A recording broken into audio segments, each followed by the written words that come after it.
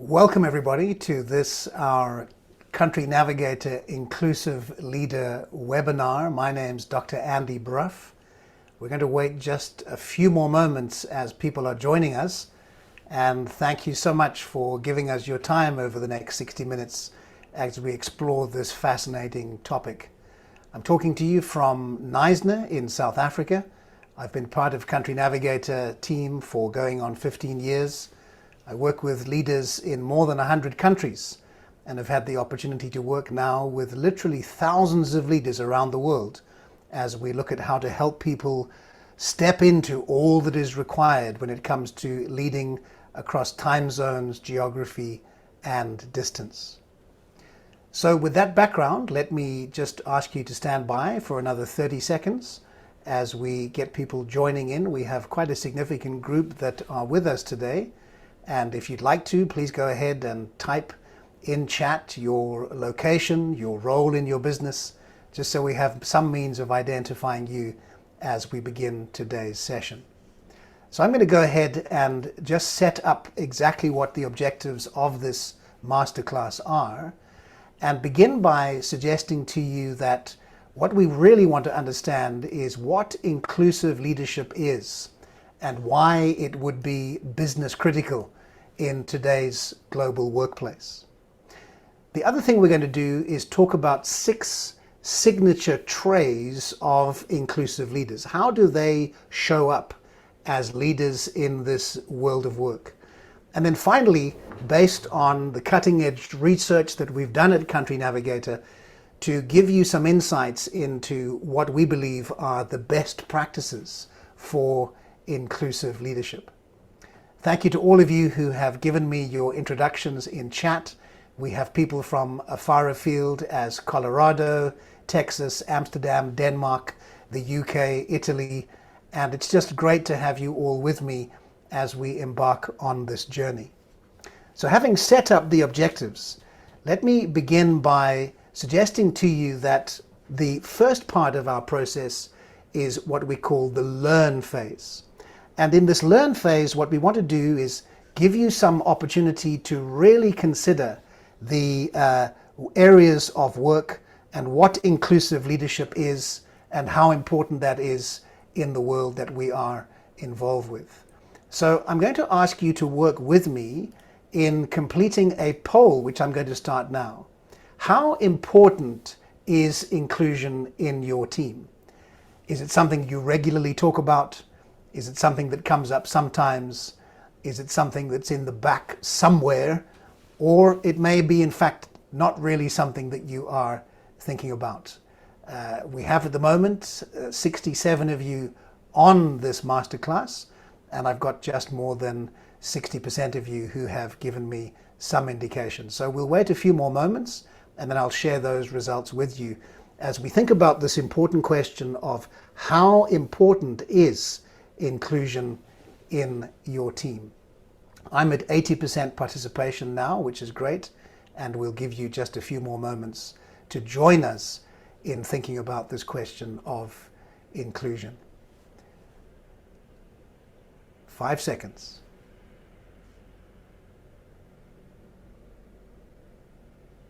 All right, we did pretty well. We got up to 87% participation. So let me end that poll and share the results with you.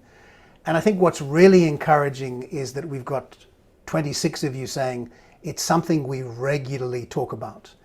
And I can tell you, having worked in this field for many years, if it wasn't something you have been talking about, it's certainly something that is becoming front and center in terms of the conversation, recognizing that as the world in which we work is much more diverse, that may well be a reality, but inclusion is a conscious decision that we make within the leadership context. And so there are 3 parts to this masterclass. The first part is this learning piece, and what we do here is we go into a little bit deeper in terms of the content. We really give you an opportunity to think about application. And if you have had chance to look at the learning path, this is where we can revisit that. And if you haven't, then we'll share the links with you to the learning path during the session. What we will do then is we go into application. The application is looking at how the learning impacts you within the particular context in which you are working. And then finally, we'll go into the practice piece and ask you to consider how would you take these inclusive leadership traits and principles forward, and what might you do differently within your specific context. And so, having looked at the learn piece and having answered the questions in terms of the poll, I'm going to ask us to direct our attention now to the chat. And what I want you to consider is, if a new person joined your team, what words would they use to describe that team? Now, I realize many of you are either involved in or leading multiple teams, but pick one. And then think about this new individual joining this team for the first time, experiencing what it was like to be brought in, and then describing how they have experienced that. I've got Mehmet saying sincere, I've got Orkan saying experienced, I've got Cynthia saying welcoming, I've got Joe saying friendly, Louisa saying the same. Let me give you a few more moments to think about some adjectives that would capture this new person's experience of your team. Helpful, welcoming, supportive, dynamic, engaging, a high level of trust, sharing experience, friendly, collaborative, diverse, supportive. We'll give you a few more opportunities just to think about what that might look like.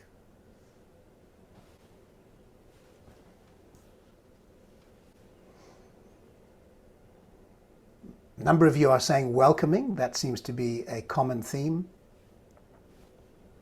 Sarah talks about it being safe. We will reference that idea later on today. And a number of you are talking about the diversity piece. Thierry talks about we are happy to welcome you on board. And we will discuss in today's masterclass this idea of levels of safety and psychological safety. Brilliant. Well, as you keep those coming, let me move on in my discussion and suggest that part of our presentation today is to think about the conversation that we've had. And what I want to recognize is that it's important that we lay out some definitions. Definitions that give us an opportunity to really consider what it is that we mean here. I think that what's important to recognize is that in any context, diversity is displayed in the way that people interact and in the way that they behave. And it reminds me of a story that I heard from one of my colleagues who spoke about the fact that she was the youngest person in the team by about 20 years. And she realized that the person who had preceded her was in the team for about 11 years. The only problem was nobody was speaking up, nobody was contributing, nobody was speaking out. The office was completely silent. There wasn't a sense of really getting to, the insight of whether this was a welcoming environment or not. And so when we think about these notions of inclusion, we need to recognize that these definitions are absolutely critical. The fact that diversity is a statement of difference, which is a reality in the globe. The fact that equity is how we treat that difference fairly. And thirdly, inclusion, which is where we then go on to value difference. And I think what is important to recognize is that in many organizations, what happens is we stop at the fact of difference. In many cases, even that is something that people who haven't developed cultural intelligence want to ignore, and we try and pretend sameness. So there is an evolution to the point where people acknowledge difference. But the move from diversity to inclusion is a very strategic and very intentional path which needs to be taken by everybody in the organization. Now, the reason why you're on this call today and the reason why Country Navigator exists is because we have tried to make it our business to answer the question, why is inclusion so important? And you probably have some thoughts around that, but I want to suggest that research that comes out of McKinsey tells us that there are inclusive organizations who are higher in terms of the outputs around creativity and innovation, around performance and productivity. We know that they are more profitable. We know that they can take diversity of the workforce and turn it into greater ways of thinking and working. We also know that these are teams that are able to demonstrate discretionary effort. People want to add something extra. They don't just work towards a minimum viable attempt. And very importantly, there is also that commitment to health and well-being. On the right-hand side of this slide, what you see are some of the negative implications of not having inclusion in place. So can we say that on the left-hand side we have the benefits, and on the right-hand side we have the implications of not being intentional about inclusion? And those include things like high turnover. We've seen a move even in the last few months to a reference towards quiet quitting. And it may well be that our focus or lack of focus on inclusion could be contributing to that. People become disengaged. In a recent McKinsey report, we see that global engagement is something that has really been vulnerable over the last 2 years. And even in a global workforce report, we see that engagement is still something that is at risk in many organizations. We can also see that we see conflict as being destructive. And let me just talk a moment about that. We are not of the opinion that high-performing global teams should not have conflict. In fact, there's evidence and research to show quite the opposite, that high-performing teams embrace conflict. They embrace differing opinions. They are able and intentional about thinking in the alternative. But what we're talking about here are those toxic relationships, those individuals who refuse to be team players, who refuse to acknowledge the other, and who are looking always to fuel the fire of antagonism and destruction when it comes to collaboration in the team. And then, of course, finally, this issue of work to rule, recognizing that it's all about getting something done, focusing highly on the task, but not necessarily leading from the basis of collaboration. You might have some other thoughts. Feel free to put those into chat as to why you think inclusion is important, not just the business case, but also the right thing to do. So if you've got some ideas that you want to put down into chat as to why it's important and something that we haven't mentioned up to now, please feel free to do that in chat. While you're considering that, let me also say that it's not just about gender or age or country of origin. It's also about what we refer to at Country Navigator as cognitive diversity. Cognitive diversity is this ability to recognize that there are multiple perspectives and multiple opinions. And when you're able to identify those, when you're able to acknowledge those, and when you're able to welcome a wide range of sources to draw upon, you find that your solutions are just that much better. And you recognize that with high levels of inclusion, you have a culture that encourages valuing everyone in the team. Thank you, Simonetta, for your contribution there, that inclusion improves collaboration for sure, and the sharing of information from many different perspectives. So with that background, let's think about what does an inclusive leader look like. If we were to consider the traits of an inclusive leader, I'd like to ask you to give me your thoughts in chat. In other words, if you were to role model this inclusivity, we've spoken about the fact that it is an intentional set of skills. It's something that is tied to value and valuing difference. Then how do these leaders show up? How do they represent themselves? And what would be some of the traits, the characteristics, and the competencies that these inclusive leaders demonstrate? I'm going to give you a couple of moments as people have already jumped into chat and given us their perspective.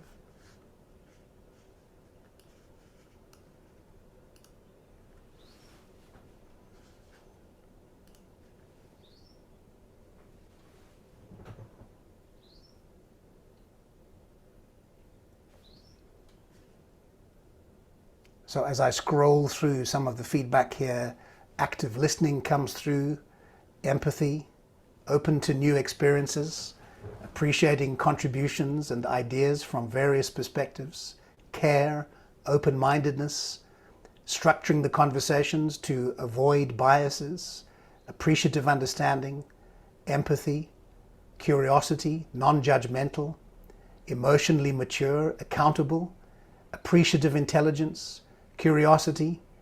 And then we've got a quote here, which is an inclusive leader, smiling, always ready to hear, open eyes, focusing on the other when the discussion is going, and empathetic and ready and happy to help. A number of you are saying open-minded. We've got a reference to ambiguity, which is something we have to be able to accept and navigate.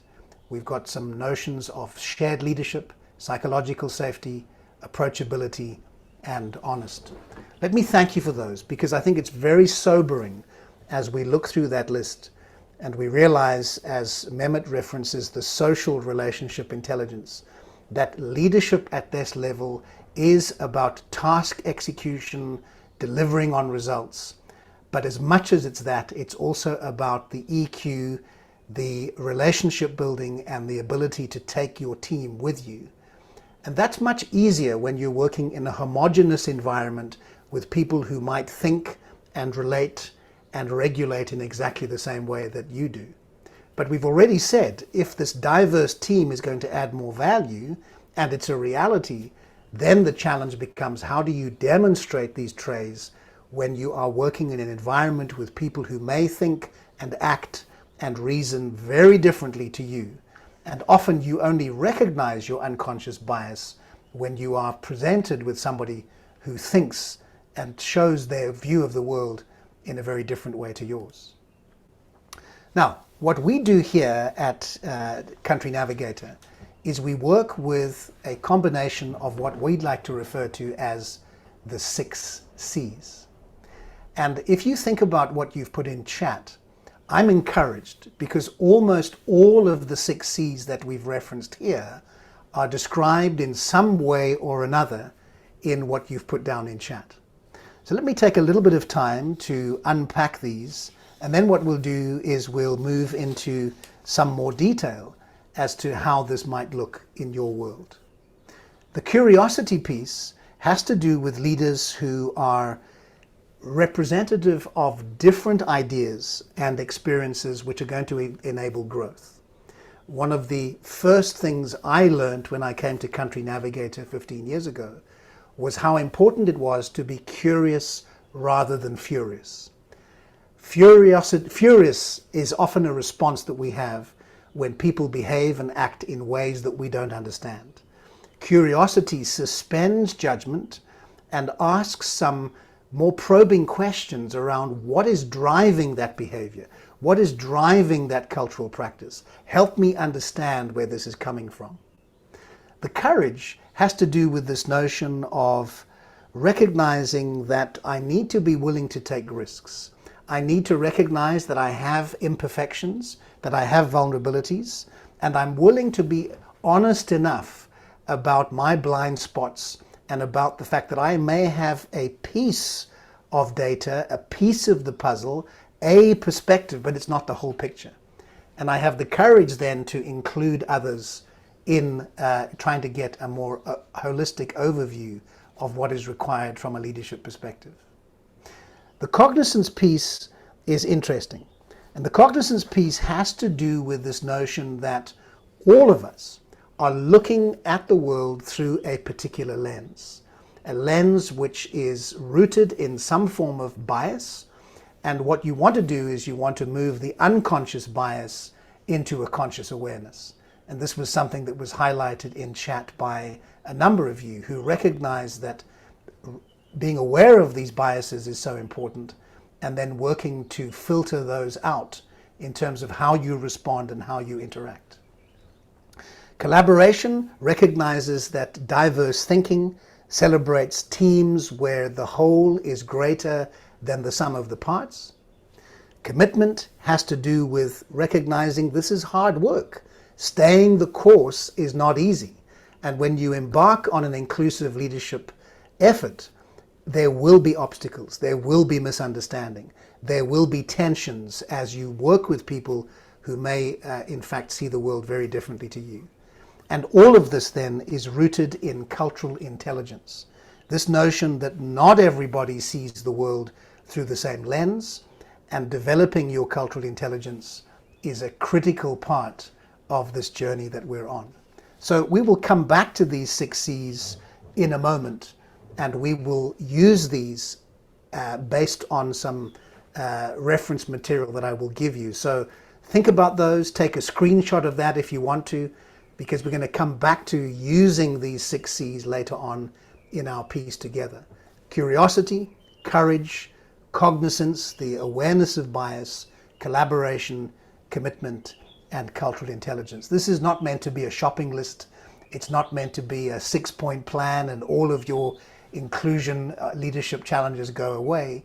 But what this does do is it gives you a framework through which you can begin to engage with others in a much more strategic way.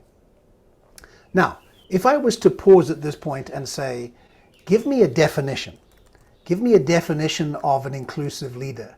And if you were to think about everything that we've said so far, what would that look like? And I would be very happy for a couple of you to give me your thoughts in chat as to how you might reference this idea, the definition of an inclusive leader. You might want to use the 6 C's here as a clue, but give me your thoughts before I share with you how we think about this within the Country Navigator context.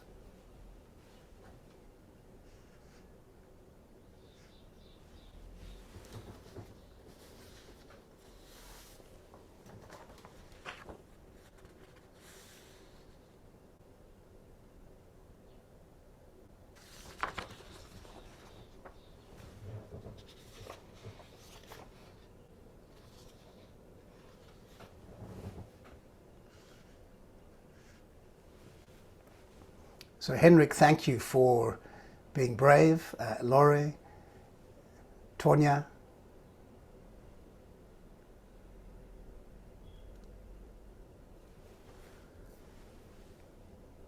So what I'm seeing is many of you are taking these 6 C's and now applying them.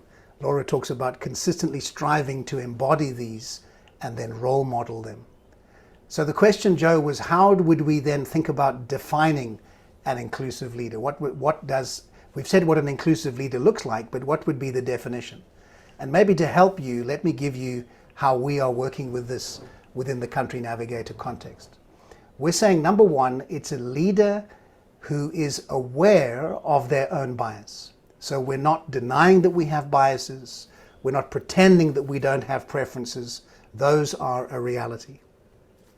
But what we're now doing is we're actively seeking out and considering different views and perspectives.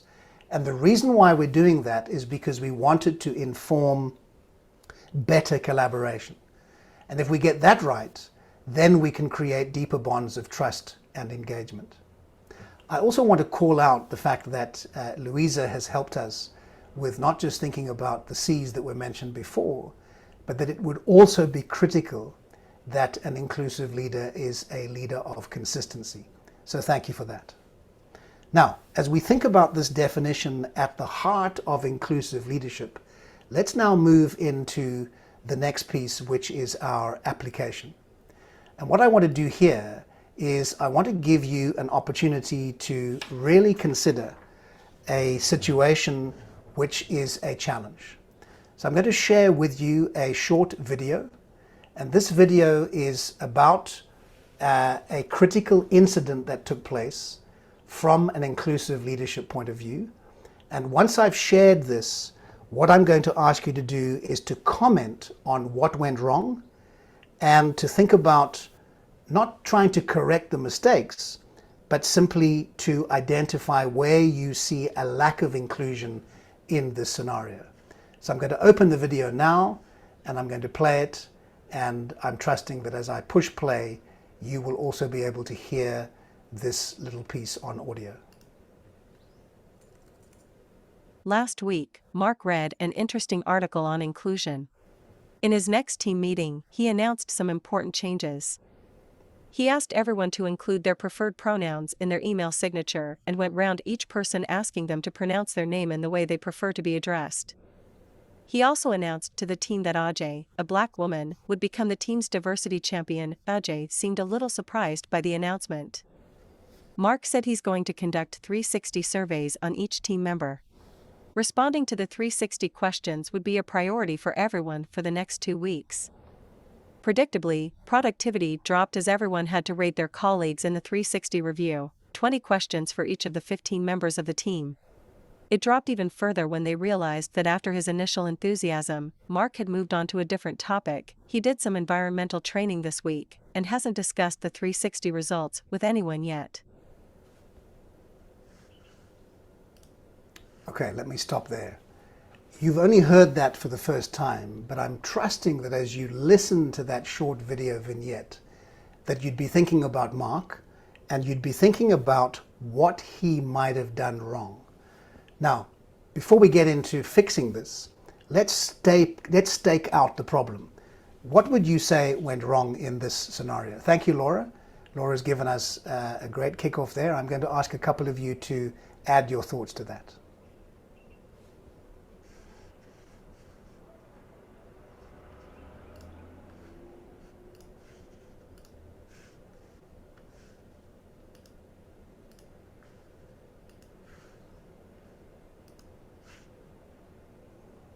So let me just track back in chat here. We've got some of you saying there was a lack of consistency. There was a tendency to go for this is now the flavor of the week. We've got a moving on to the next thing. Somebody was referred to in a racial way. There were token gestures. There was an individual that was pinpointed as representative without consulting. There was a diversity champion. There was some directive, but not so much collaborative piece. There was nobody asking the champion. There were a number of incorrect assumptions which provoked fear and uncertainty. There was a tendency not to follow up on the initiative.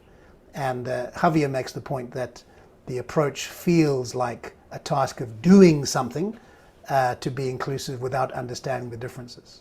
There are many other suggestions: a lack of alignment, appointing somebody without their knowledge, no follow-up, demeaning, giving a mandate instead of an open dialogue, trying to allow the team, or instead of trying to allow the team to express their opinions, managing to make everyone feel unheard.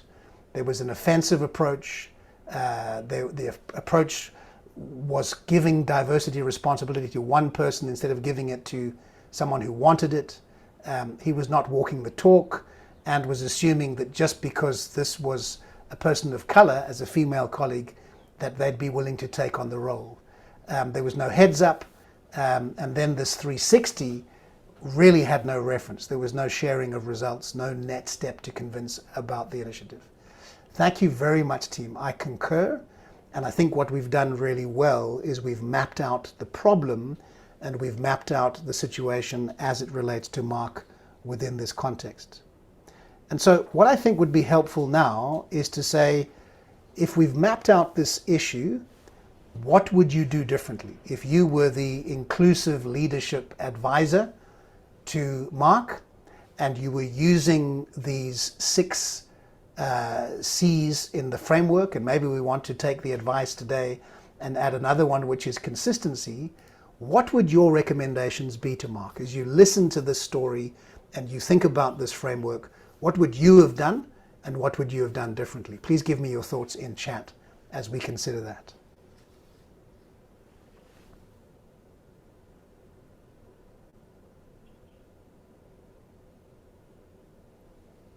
And what you might want to do is to use one of the trays as the heading for your suggestion. So if your topic is about courage, put courage at the top. If your topic is about commitment, put that in as well. If you haven't done that, that's fine, but it will just help us to scan through the feedback and see which of these C's you're using to anchor your proposed solution.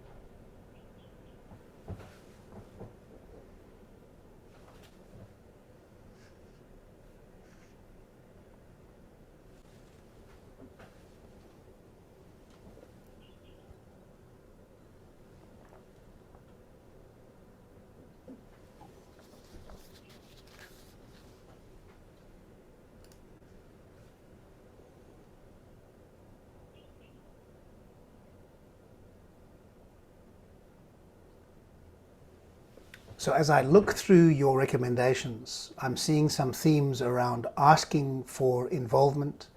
I'm asking for people who are looking to ask for passionate people about the subject, including other voices. Becky talks about commitment and making this a priority. Joe talks about not focusing on the protected characteristics, not running before you can walk. We've got some references to a brainstorming session.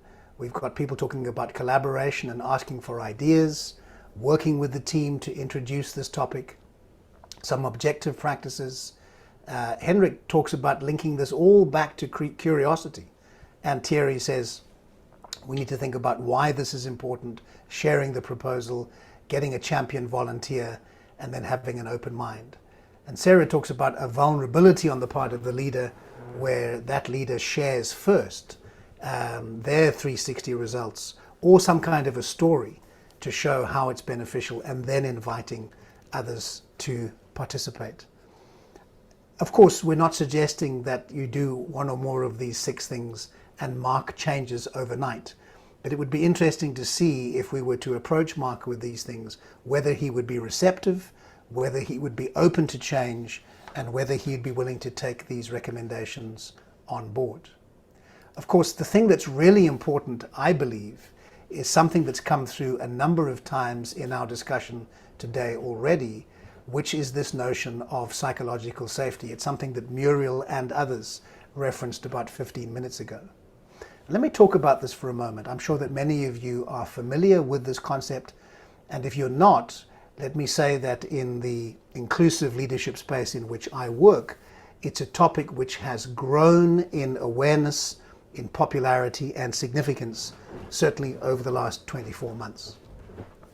It's not a new concept. It was something that was introduced way back 20 or 30 years ago, but has seen a huge revival for a number of reasons. First of all, Google, as a research company themselves, set out to initially argue that middle managers were not important. And many of you know about that particular project, Aristotle, that they conducted. Interestingly enough, by the end of that study, they found that their hypothesis was completely wrong, and that in actual fact, high-performance teams were connected to how safe team members feel within the team. Now, let me just say a couple of things about psychological safety. This is not a soft option. It's not about being more kind necessarily. It's not about being more permissive. It's certainly not about, overlooking things that are falling short within the organization. It's none of that. In fact, psychological safety is this ability to create an environment where there is the freedom to make mistakes and there is the freedom to speak up. Amy Edmondson has done some great work on this. We know that as a Novartis Professor of Leadership and Management at Harvard, she has established a chair that supports this notion of human interaction and the creation of successful enterprises. But there's another author that has also made a significant contribution over the last year or so, Dr. Tim Clark, who talks about the 4 stages of psychological safety. And the first stage of psychological safety, argues Dr. Clark, is that you need inclusion safety. This idea that even if I am different to the rest, difference could be any of the deltas that we spoke about earlier, that this is an environment in which I feel accepted. And if you don't have inclusion safety, you'll never have the second level of psychological safety, which is learner safety, that this is an environment where it is safe to make mistakes. But you won't have the learner safety if you don't have the inclusion safety. He then goes on and says, if you have the inclusion safety and the learner safety, you then have what we call the contributor safety. This idea that it's safe to make a suggestion, it's safe to come with your own thoughts. And the ultimate psychological safety is what we call challenger safety, where this environment is so robust and yet so safe that you can swim upstream, you can challenge the status quo, and you know that your reputation or your relationships will not be at stake. But the point is, we're all striving for creativity and innovation, but the reality is you can't have that if you don't have the contributor safety, which you can't have if you don't have the learner safety, which of course you can't have if you don't have inclusive leadership. And so this is true for teams, it's true for virtual teams. One of the paradoxes that we discovered very early on at Country Navigator is that the further away I am from you geographically, the more I need to trust you. But when I work in a virtual environment, the less likely I am to trust you. And so finding ways to create psychological safety virtually is something that we're very keen on and really believe passionately about. So psychological safety then is absolutely critical. And I think that if we think about the characteristics of psychological safety, there may be some other things that you want to add into the mix. I've given you my thoughts, but in your world, what is this psychological safety and what would it look like from an inclusion perspective? Be happy for you to give me your thoughts in chat, as I also see a number of you have also given me your thoughts on inclusive leadership.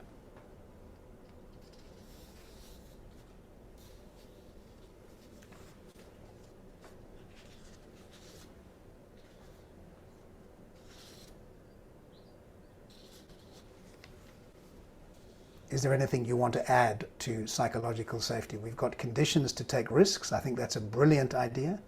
We've got the absence of ridicule, encouraging people to ask questions, the ability to bring your true self, your authentic self to the workplace, someone who's brave enough to speak up, who's curious, who's empowered, who has a balance, who knows that it's okay to fail, that you're amongst friends, and that there's clarity on the team's vision and purpose. We could probably spend another hour or two just getting you to share your ideas and insights on this notion of psychological safety. But the point I want to make here is the reason why we start with inclusive leadership is we're of the firm opinion that it's the gateway to this psychologically safe piece, which is so critical in the modern world of work. And that consistency, again, that Becky has referenced there has come through a number of times today. Knowing that your opinions can be held against you, knowing that you can count on one another's strengths, being able to reach out for support. Experience is the sum of the mistakes. Thank you to Nada and Sasha and Terry there. Karen talks about knowing what you know and knowing what you don't know. Well, as we move into the final 20 minutes of today's chat, let me serve you with one of the frameworks that we love to use to try and encapsulate something of this journey towards inclusive leadership. It's not meant to be cute or trite. It's incredibly powerful. And as we've worked with this framework in many companies around the world, I'm also struck by how leaders acknowledge its power, but also tell us that it's very hard to do. And if it wasn't so difficult, we would all be just immediately inclusive. But because we care about inclusion, let's take the first letters and let's think about what that might stand for. So I think an inclusive leader is creating an environment where people feel free to communicate without fear of being judged. That's the key thing. Doesn't mean I'm going to agree with you. I may not agree with your issue, but I'm not going to judge you as an individual. I'm going to be hard on the issue while I'm still soft on the person. And what we want is a duplication of ideas, and we want shared understanding. It's interesting as I scroll back through the chat that a number of you have referenced this notion of authenticity. So we know now that collaboration will last much longer when each person can really be themselves. We've heard statements in years gone by that we should fake it till we make it. But the reality is that doesn't last long. And when we can be comfortable in our own skin and we are less reactive in our leadership and we show up with our own unique experiences and talents, we recognize that inclusion doesn't always just mean adaptation or blending, but can also mean co-creation. But to do that, you've got to be authentic. I think inclusive leaders are also highly respectful. They're not just respecting of others and of their views, but they're also recognizing that I don't know what you're going through. I don't know what your personal situation is. I don't know what your, here's another C word today, context is. And so an inclusive leader is very much more context aware. And I think if the last 2 years of the pandemic have taught us anything, as people have navigated the work-life integration, the work from home, the juggling of multiple priorities with family commitments and local community concerns, that context awareness, I think, has become so important and enables the respect that inclusive leaders need to demonstrate. And then it's interesting for me how, as I scroll through chat, a number of you have mentioned this notion of empathy. Now, what is this? This is not feeling sorry for somebody. It's much more than that. It's a willingness to truly listen and treat others as they would like to be treated, and to truly understand the feelings of others from that frame of reference. So if we think about psychological safety in this way, we've learned something about it, we've looked at the application piece, let's now go into a practice piece.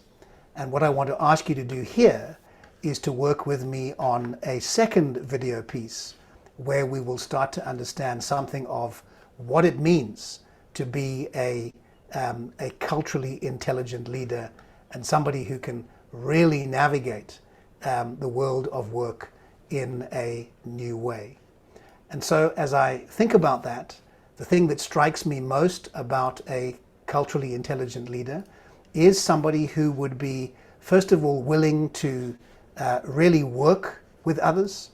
And I think that it will be best for us to have a look at a short video so that we can understand what that means, and as we start to develop this journey in more detail. Let's take a look.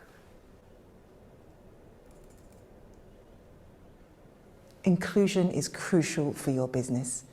McKinsey research shows that inclusive organizations have a 25% advantage in profitability and growth over non-inclusive businesses. And the reason is so simple. High quality talent is in shortage. It is the people who make an organization great. And if your people are better than your competitors' people, you will succeed. Inclusive organizations recruit and retain people from the entire talent pool, not just a small segment of it that resembles existing employees. Inclusion helps you maximize the potential of your employees, and that's good for you and also very good for them. Inclusion is the opposite of groupthink and tunnel vision. Inclusion means you actively look for different perspectives. You accept that other worldviews can be relevant. It can be valuable and needed to solve the real-world challenges that businesses face. An inclusive organization has a competitive edge. Unfortunately, just recognizing this isn't enough, and we must develop cultural intelligence throughout our organizations to ensure that inclusion is the default. Now, there are 4 elements that we must develop on our journey to cultural intelligence, which is attitude, it's awareness, knowledge, and also skills.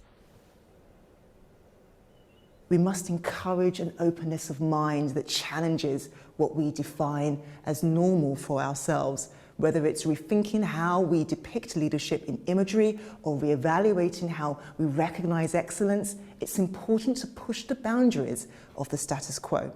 50 years ago, it would have been inconceivable for one of the largest American companies to have an Indian CEO.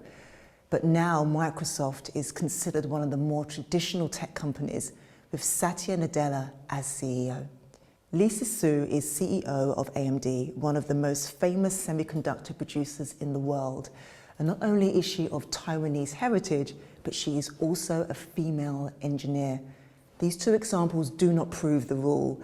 They do, however, challenge our concepts of normal.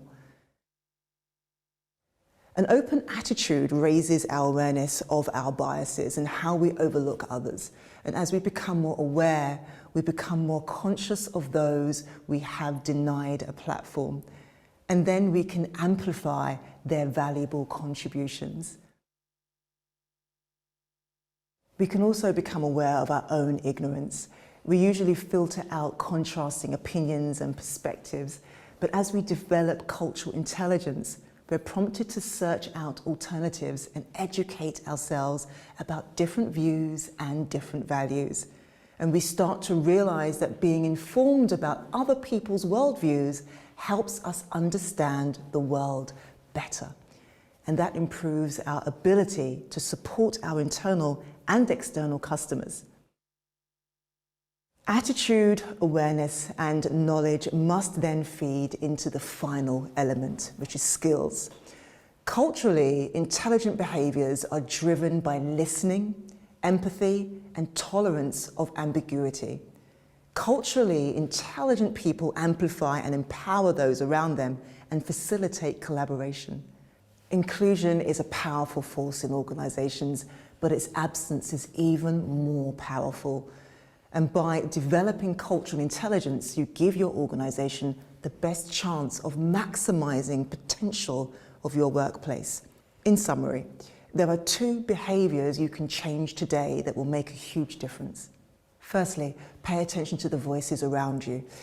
If you find you can't hear dissenting voices, ask yourself if you've listened hard enough. Encourage and seek out contrasting views. We frequently presume that the loudest voice is correct, but if you overlook a quiet, talented voice, that voice will leave and go somewhere that it can be heard. Secondly, consciously ask more questions. Open questions are an invitation to continue dialogue. And once you've asked your question, listen to the reply. Be aware of who you ask. Look for the reluctant or quiet people who rarely contribute. If they are ignored enough, they'll give up offering opinions. Leaders often complain that inclusion takes too much time, and they're partly right. It does take time, but taking time to make better decisions and to maximize talent utilization is a good time investment.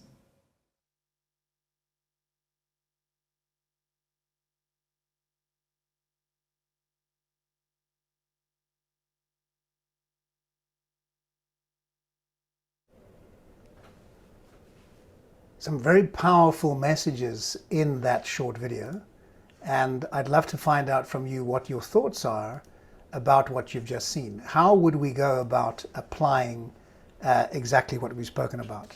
Is there anything that stood out for you that you want to reference in chat before we go to the application piece? If you've got some thoughts, some reflections, please feel free to put those into chat as we move into the next piece. You may have seen that in the learning path.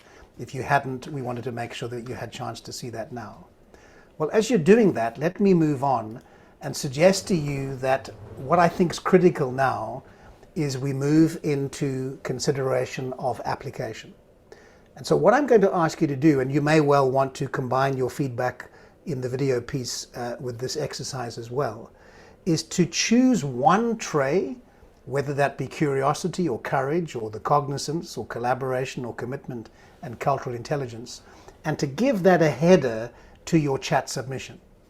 And then what I'd like to ask you to do is to write down how you think that trait could be best developed, either in you or in those who you work with.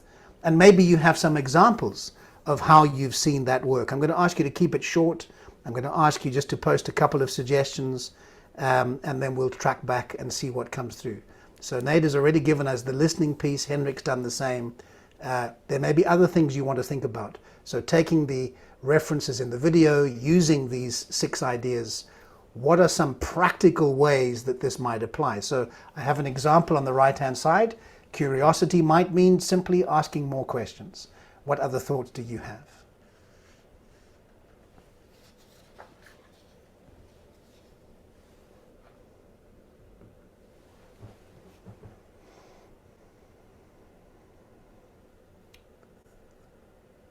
So Laura, thank you for referencing the C of collaboration, urgency, taking the time to ask more questions. Joe, going to new places. Becky talks about seeking out everyone's opinion. Nada talks about reaching out to develop others. I love that idea in terms of collaboration, and I'm sure others have thoughts. David, the courage to not be afraid to express your opinion. Simonetta, the cultural intelligence, accepting of differences about different styles of life. Louisa, a bias awareness, taking yourself out of the comfort zone, not just in the workplace, but in other cultures, recognizing what we call the neuroplasticity. And Thierry talks about asking questions and taking time to hear. Donna, commitment, ensuring that the inclusion is embedded in the leadership philosophy. Alexandra, the courage, the sharing of things that you don't feel skilled in. Mike also talks about courage, giving positive reinforcement when someone shows that stepping out of their comfort zone. Well, as you keep those coming, let me add to your thoughts by showing you some practical suggestions. Again, this is not meant to be simplistic or reductionist, but it's meant to open your thinking to how you would go about developing these inclusive leadership traits. Curiosity is going to be about taking time to learn about individuals and about the other. Courage is using your voice to empower others. Cognizance, recognizing that I have these unconscious biases, means I may need to challenge my initial assumptions about what I believe to be true. Collaboration, involving others. Commitment, following through. We can't start this journey and then not be prepared to pay the price. So that will require role modeling. And then the cultural intelligence, actively seeking out other opinions and perspectives. And I think that builds beautifully on what Thierry said around asking for feedback. Corman talks about cultural intelligence as allowing time in team meetings to get others to share about their cultural background and facilitate questions to learn more about those cultural differences to increase empathy. So thank you for building on the framework and taking these 6 C's to another level. Let me close by suggesting to you that part of what you can do is go to our learning path. That is something that we have available for you. And what I want to do is make sure that you are able to access that. So what I will do is just show you what that looks like. Let me see if I can get into my learning path here and just give you an insight into what's available. And when you go into the learning path, I think you'll see that there are beautiful resources that you can use and that you can work with, including your personal development plan. So what I'm going to do for the final time is just share this screen. And what you will see when you go into the learning path is there is a welcome. You can launch this. You can see videos on cultural intelligence. You can see materials on psychological safety. We always have opportunities for reflective practice, activities that go with that. There's some material on cognitive diversity, on well-being, and very importantly, there is the personal development plan. And what you get to do in the personal development plan is use what we call the SWAIN approach. I love this. If you've ever done any organizational analysis, you may be familiar with the SWOT of strengths, weaknesses, opportunities, and threats. What we've done here at Country Navigator is we've modified that approach and we're saying, okay, let's look at inclusive leadership. Let's think about our strengths. Let's think about our weaknesses. Let's consider aspirations. What are the things that are preventing me as inhibitors? And then what do I need to do or have or to attain to overcome those inhibitors? So your journey does not stop here. This is only the beginning, and you have many resources that you can work with to really fulfill much of what we've looked at over this last hour together. So I would encourage you to go into the learning path, to take time to work through the personal development plan, and to complete all of the digital assets that make up this process. We have about 4 or 5 minutes left. Before I close, I'd like to give an opportunity for questions that you'd like to pose in chat. Before you do that, let me just formally thank all of you. We eventually got up to 79 people on the session today. And if you don't have access to the learning path, please feel free to email us in the email address that's been provided in chat. That's inquiries@countrynavigator.com. And you will also be receiving a review form, which will just really ask you to give us your satisfaction on the learner experience and on how you found our session today. If there are no questions, then at this stage I'm going to close the session. Thank all of you for being with us, and I really want to wish you well as you continue your journey of inclusive leadership. Until next time, thank you so much.